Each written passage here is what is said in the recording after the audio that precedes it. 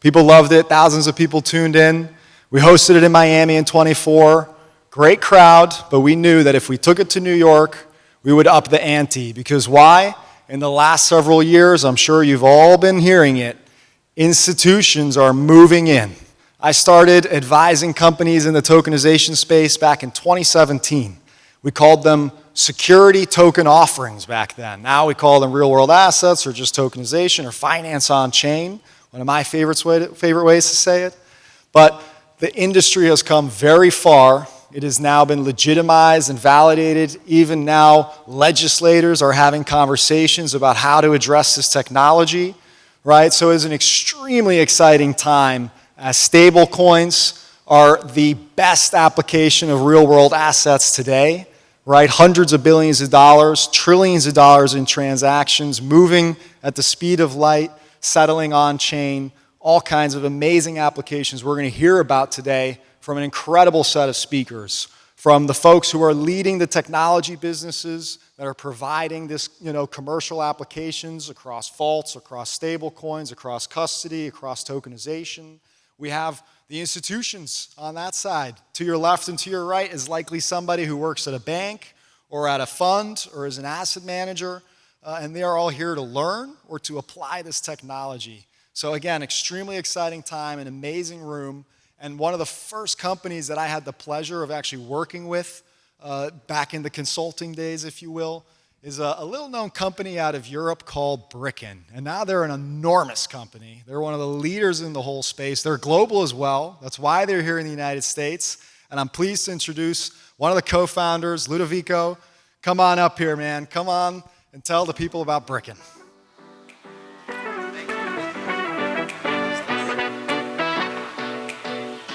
Hello, hello. Okay, it's working. So, good morning, everyone. I'm Ludovico Rossi, Chief Revenue Officer and co-founder of Brickken.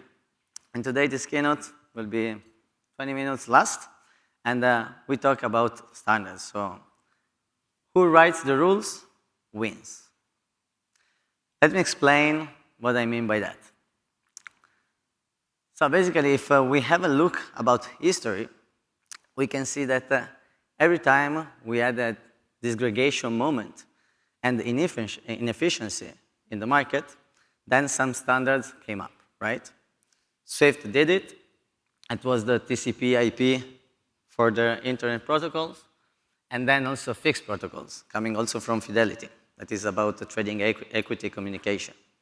So today, I think we are facing the same pattern in the history. So everybody is talking about RWA, but still we are missing those standards that allows everyone and every issuance to communicate to each other. So today, the companies that are presenting and proposing the new standards are the ones that will shape the future. So if we agree on this, we can see that the moment is really good. The windows is now. And of course, we all know about Clarity Act, how it will shape the future, especially here in the US. We know that this market has huge projections, of course, and that also that the big guys, the biggest in the world, are already in this space. But again, we have this window that we have to take advantage for. So today is the day where all together we can build the new standards. So all the RWA system, where will run, on what? So here I want to just explain like three different problems, actual problems in the market, and it's about that the standards are still fragmented. If you make different issuances on different platforms, they are not like synced. And on the other side, we also have like an emerging agentic economy that I think here we all agree that is the future. So I will tell you a story. Basically, we started in 2021. So 5 years ago, tokenization, nobody knew what it was. We're hard believers. We are still here, actually. And I mean, 3643 was the security standard, is the security standard today, right? Then someone was building RWAs on ERC20. Then we got like the 721.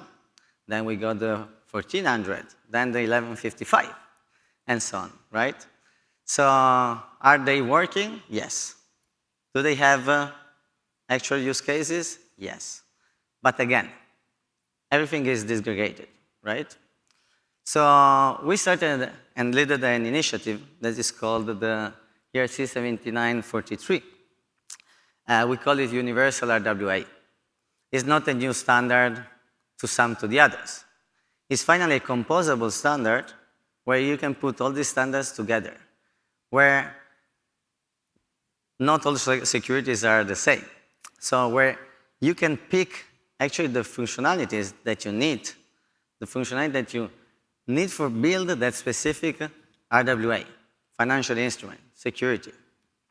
And this is a composable standard that is on the top of the others, is putting all them together, and is really good for interoperability, even among blockchains. We have been building this not alone. We've been doing it with the more than 40 different companies that are leaders in the RWA space. And even the author of the 3643 that we all know as the security standard is part of this group, and now they are adopting this standard. On the other hand, we have the agentic economy. Maybe it's too early to talk about, maybe not. I mean, we've been waiting for a long time here to see finally the big institutions coming and jumping into the RWA market, right? And still, we are at the beginning. The legal framework is almost there, almost everywhere. And, but we are seeing like a huge increase in the use of agents to make transactions and work. Base launched the X402 as a payment protocol. And the thing is, okay, what if in the future agents will transact RWAs? So, and it's not an if, it's a when, right? So if we all agree on this, again, into our company, coming from RWAs, thinking about the future, shaping innovation, we're really thinking about, okay, but how an agent in the future can transact RWAs? Because we have a jurisdiction, a compliance in that jurisdiction to respect. We are talking about KYC, KYB, AML, etc., and now KYA. But the KYA also needs like an on-chain anchor, right? So again, we are building with the people and the players of the market. So we already launched this initiative 2 months ago, and we are summing like a couple of partners every week. And we're already talking with the DFNS, SAMSAB, I mean, all the people that really needs this. So thanks to these two standards, we solved actually the first and the third problem. And I think it's a great initiative. So the ecosystem is really moving in the right direction, and we are trying to accelerate it. So if Shopify doesn't run a store, it runs the infrastructure for millions of stores, right? So Brickken, since the beginning, never aimed to be like just a platform, a marketplace, etc. We are here to building like the infrastructure of it. And we started from the bottom. So many players started from the top and building with the big players. We started from the bottom with many of clients. And today, I think we are the one in the world that are tokenizing the most, at least in terms of numbers and issuances. So we do count with already more than 150 clients. We have a huge pipeline. We generate a lot of leads. But the thing today is that we have been able to tokenize more than 150 different projects and more assets in more than 30 different countries. So how do we do it? We build infrastructure again. It's like we are the Shopify of tokenization, so we are not the one tokenizing. We are the one allowing all of you to tokenize with a real infrastructure, secure, compliant. So we have been tokenizing 500 million, a little bit more, and we're live again since 4 years. So we are not rookies here. Okay, so these are the standards that we are working on today. And I would like to divide all these standards in 3 different layers. Okay? So today, we are tokenizing, no? And we all want to issue RWAs, etc. So here we can find the 7943. It is already live, approved, reviewed, etc. So everybody can implement it. As I mentioned before, even the author of the 3643 is part of the project and joined the group and is now implementing it around. Then we have the RAMS, Regulated Agent Mandate. So this is how we can actually delegate our power of attorney, you can call it that way, our rights to allow an agent to trade and invest in securities on behalf of me. Can be like a principal, can be like an entity or physical person. But the thing is, how can do it? So again, the architecture of this standard was designed like the 7943. That is like completely composable, a second layer, and doesn't force anything. It's really flexible, and actually can really track any action of the agents on chain.